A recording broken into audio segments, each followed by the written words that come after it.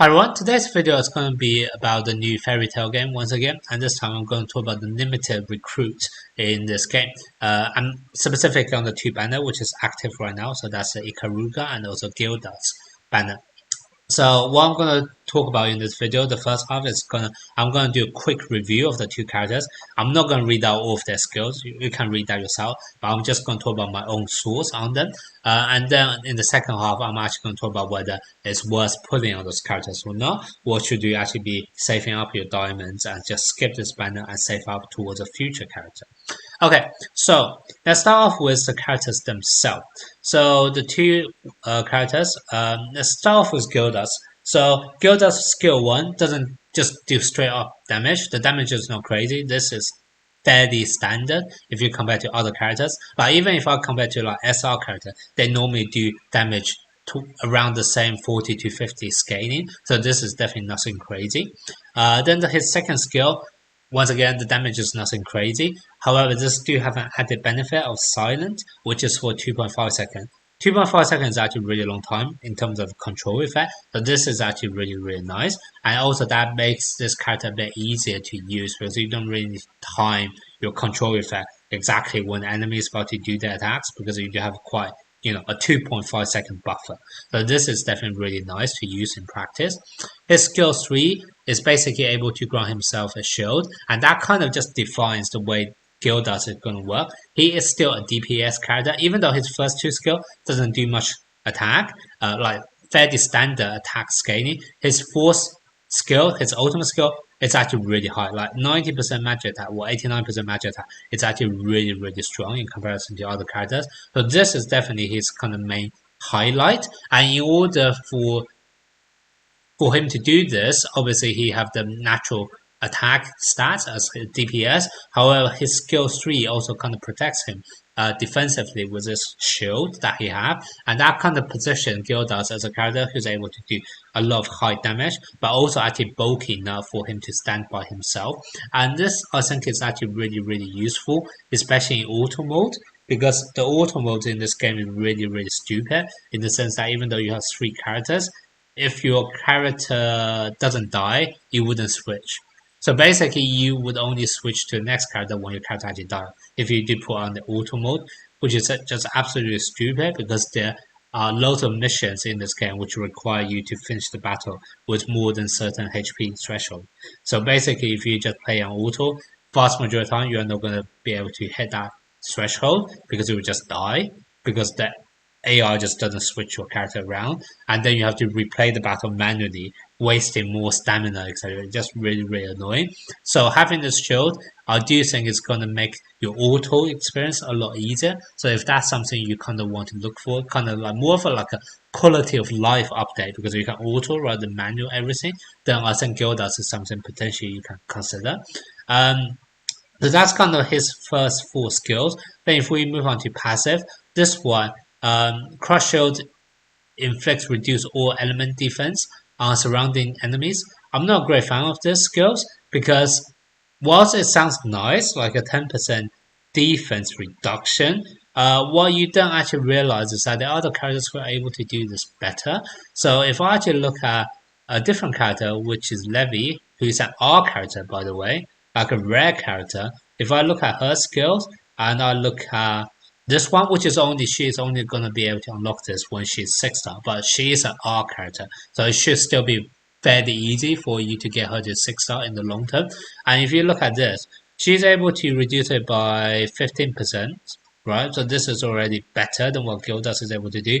And then at the highest level of this, so you need even more dupes on top of the 6-star, you are able to do an extra 30% damage on element shield. So, and also your other wizards is able to do extra 15% damage as well. Now, obviously, this is only when the enemy is actually being under kind of the shield, and you need to break the shield. But still, that's normally where the elemental aspect comes in the most, because if the enemy doesn't even have like an elemental shield, vast majority of the time you can just brute force it with any of your character. You don't even need that elemental defense reduction in the first place. But that's kind of why, if you actually look at what Levy, our character, is able to offer, granted it's at 6-star or higher, but still you are able to get that eventually because she is only an R character. It's going to be quite easy to dupe her out. you would then realize whatever passive Gildarts is able to offer is really nothing, like just nothing in comparison. So I would just ignore this completely, this passive. And then his other skill, the leader skill, I think is pretty useless as well in practice.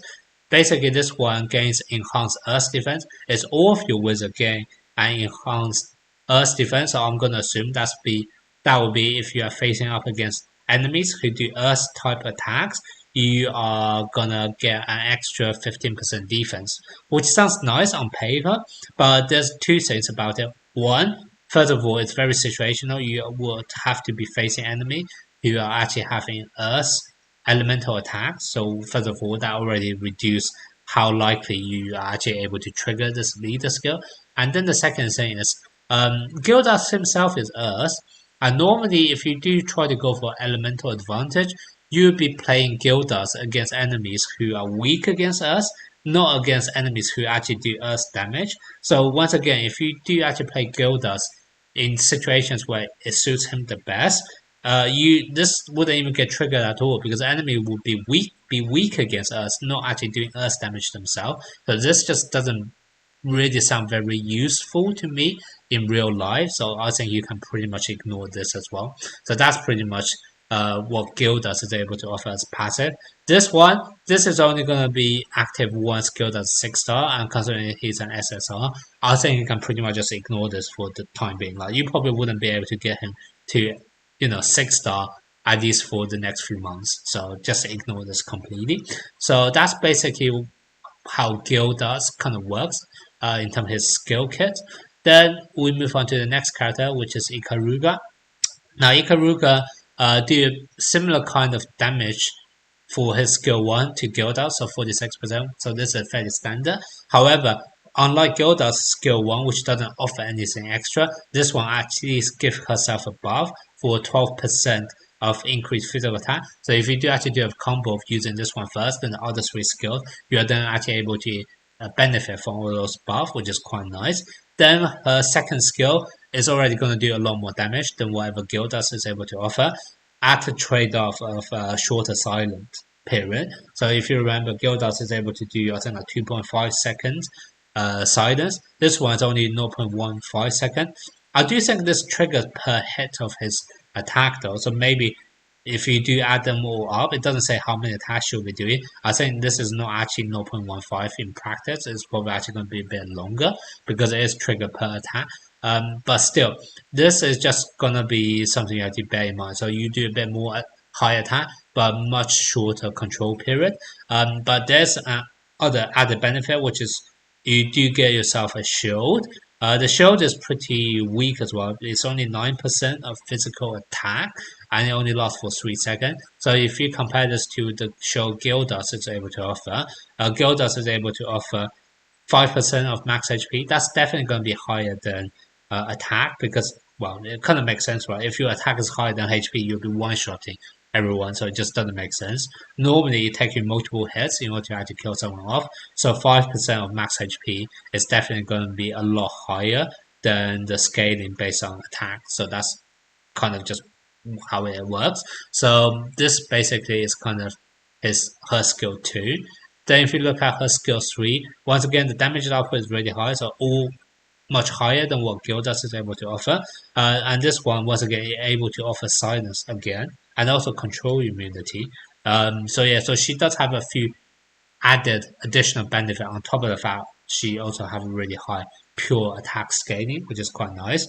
And then her skill 4 is also quite interesting because if you actually take a look at her first skill, it's all wind element, but her fourth skill is actually fire element. So that can potentially be useful in some situation where you need to, for whatever reason, you have only trained one character up and you need to break multiple different element shields. Or maybe later on in the story, I don't know whether it ever occurs where you will be facing multiple enemies, each with a different elemental shield. But this could actually be very, very useful in those scenarios because she would have 2 elemental coverage.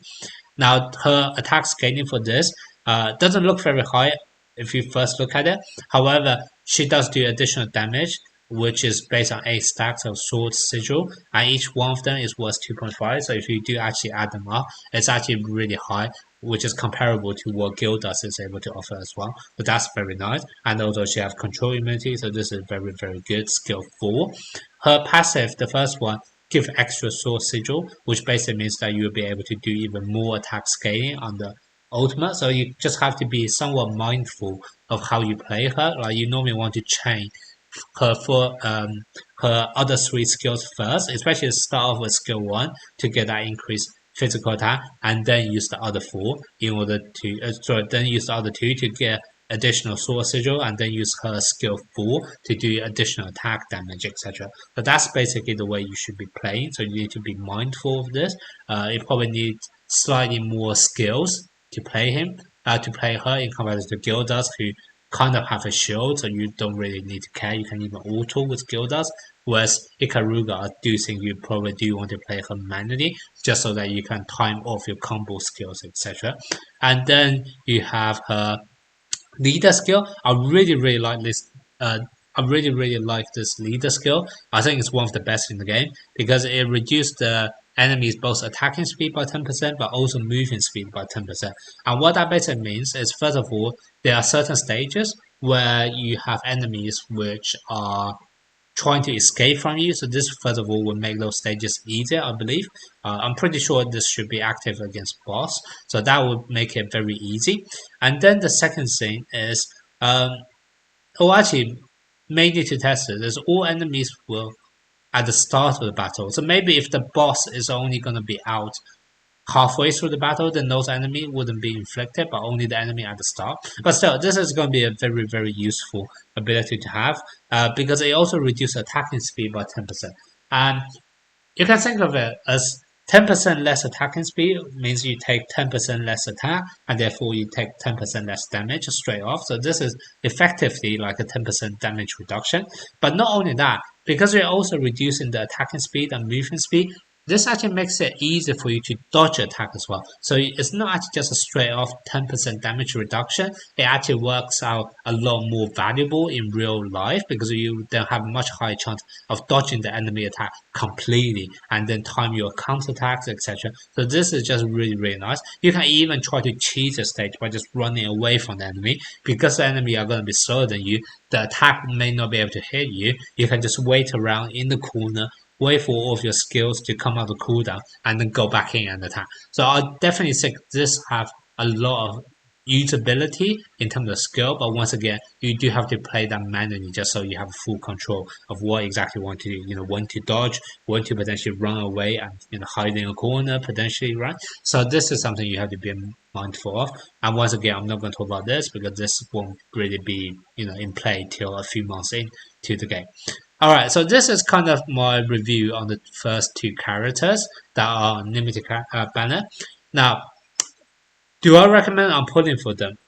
The answer is no. I really don't recommend them. I think Gildarts is solid. I think he is definitely very good, especially if you want to play him on auto. He's definitely very good. Out of the 2, I prefer Ikaruga a lot more. I think she's a lot more fun to play. Her damage is first of all nicer, and even though she doesn't have that defensive capability, if you do actually play her manually and you're able to actually make use of the dodge, etc., I think she works just as well. Even without that kind of defensive shield, and because she also have high damage, it just makes her much better than Gildarts straight off. The other thing I really like about Ikaruga is the fact that I think she's easier to play. Her range is a lot higher than whatever Gildarts is able to offer. If you look at Gildarts, a lot of them are small range, small range, small range, and only the skill 4 is a large range, and all of them only face the enemy in front. Whereas if you look at Ikaruga, you can see this one small range, straight line. This one's a large range, and also those 2 is actually AOE. It's like a range around her. This one, it says it's only large range in front, but if you actually look at the skill, I'm pretty sure it's like all around her as well. I think this skill, because let me see, if I use this, you can see like, okay, fine, it's hitting the enemy in front, but because the movement is so big, it's gonna hit a lot of the enemies which are around you as well, which I think is actually really, really nice. And that kind of makes me think like Ikaruga is gonna be a lot nicer and easier for you to play as well, because you will just be able to hit much wider range overall. So that's kind of why I feel like Ikaruga is also nicer from that aspect. And the other thing is, I think elemental wise, I think is also nice. Not only does she cover potentially two elements, but also she cover wind, which I feel is a bit more needed in comparison to earth. Mainly because in this game you already get um Garjo, like multiple copies of Garjo. Who's an SR character, but because you get multiple copies of him for free, it's quite easy for you to level him up. You can see I already have him at 3 star. He start off at 2 star because he's an SR character. I'm already able to promote him once, and I can get more shards of him later on from the beginner events as well. And because you already get this character who's like a DPS, I do wonder how much use do you need for a second Earth character. Whereas for Wind Elemental coverage, the one you get for free is Lucy, who is not the greatest character in the world. The other really good Wind character to get is Wendy, but Wendy is more like a healer. So if you do actually want actual Wind damage, then like Ikaruga is actually going to be really, really good. Obviously, there's also the other really good Wind DPS. Actually, I forgot. Arago is also really good as a Wind DPS. Um, but it's kind of up to you whether you want to train up this SR. But even though he's an SR, you still need to get multiple copies of him in order to get him to like 3 star and then 4 star. Whereas Ikaruga comes in as 3 star, so I guess if you do really want that wind DPS, you can go for Ikaruga as kind of your wind elemental coverage if you really want to. So yeah, so out of the two, I definitely recommend Ikaruga over Gildarts. But my only suggestion is that you should be skipping both of them. And the reason for this is actually very, very simple. Because they are both SSR characters, and in order for you to unlock their skill 4, you can kind of already see the main attacking one is all from skill 4. So if you don't have skill 4 for those characters, you're kind of playing a character at half of their capability. And in order for you to actually get an SSR character to use skill 4, you need that character to reach 4 star in the first place. And in order to reach 4 star, you actually need to be able to promote him. And I think it takes like 120 shards or fragments in order to promote an SSR character to 4 star, and each duplicate of the character only gives you 60. So that basically means in order for you to actually promote an SSR character to 4 star to even unlock the skill 4, you need to pull 3 copies. So 1 copy for the character himself, and then another 2 dupes in order to promote him to 4 star. So that's a lot of things you need to do. And if you look at the banner itself, the pity is at 7 and you have 50% guaranteed to get it. So if you are actually wanting 3 copies and each of them only have 50% chance, you potentially need to make 6 pulls or 6, you need to hit pity 6 times, you want to guarantee that. So that's 420 summons. And then if you add in the price of how much it costs to actually buy per summon, this, I think I've done the math before, this comes out to like 120k diamonds, which is just absolutely crazy. And I don't think anyone's gonna be able to get that without paying serious amount of money, like real life money, in order to even get them to 4 star, which is kind of why I feel like it's just not worth it. Because even if you pull the character now, you are kind of only pulling a character at half of their capability, because you're not even able to unlock their biggest skill. That you're not even able to use their ultimate skill, and that to me that feels really silly. Whereas what I would actually suggest you to do is that even though those two characters are really good, what you have to realize is that other SSR character who use the same currency, so also limited characters, are also just as good, if not better, because you would then have the likes of Luxus, you have Jalal, you have who else? I think those are the main ones, I guess. Angel, I guess. Jose, Midnight.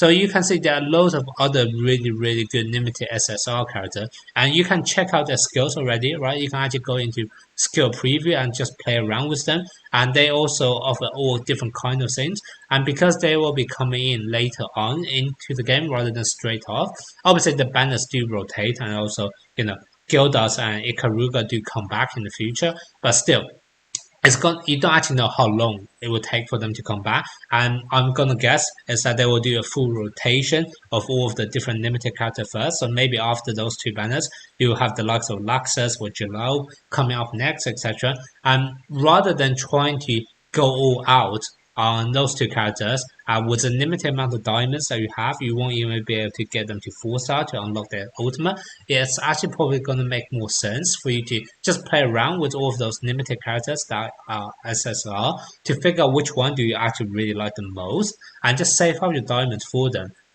If you actually think about this, the banners are up for 7 days. So let's say, assuming the character you really want, after this, it's gonna come out straight after this banner. That gives you another almost 14 days for you to save up diamonds for that character. And I don't actually know how much diamonds you can actually save per day. I haven't done the math for the calculation yet.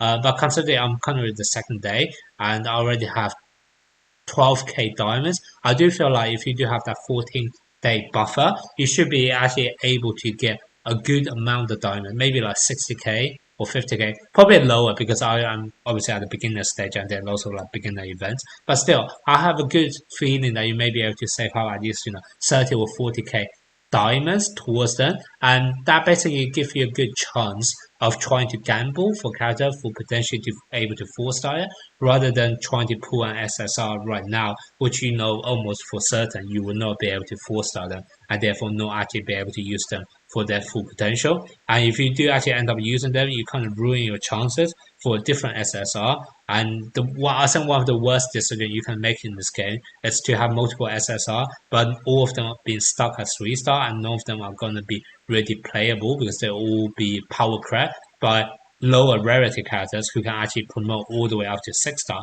because they're able to get so many duplicates of them, etc. So that's gonna be my only suggestion, which is that even though Gildarts and Ikaruga, they're really good character. I think Ikaruga in particular, I really think that she has a lot of value.